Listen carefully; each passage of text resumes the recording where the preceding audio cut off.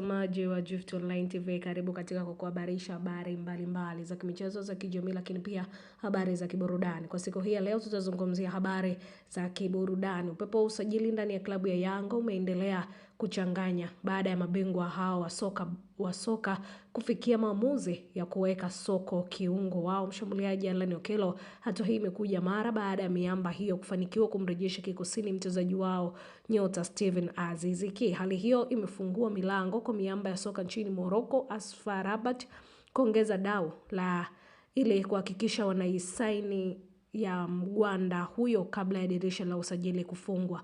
Taarifa za ndani kutoka Jangwani zinaeleza kuwa AS FAR Rabat wameamua kuingia kwa nguvu mpya na kuongeza dau baada ya awali kukabiliwa na ushindani mkali kutoka kwa miamba mingine ya Morocco ya Wydad Casablanca.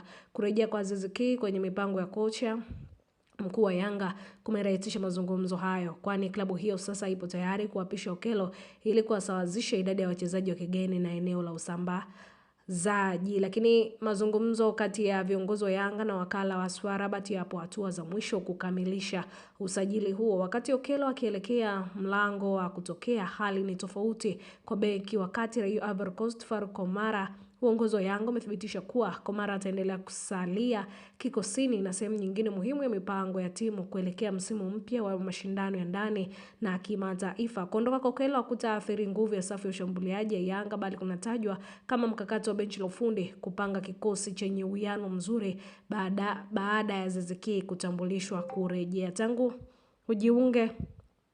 ajiunge na Yanga, Alan Okello amekuwa akionyesha kiwango cha juu katika kutengeneza nafasi ya mabao, kumiliki mpira pamoja na kufunga. Uwezo huo ndio utavutia klabu kubwa barani Afrika kwa AS FAR Rabat. Ratiba itaonekana kuwa na nafasi itakayobaki kuwa anaichukua.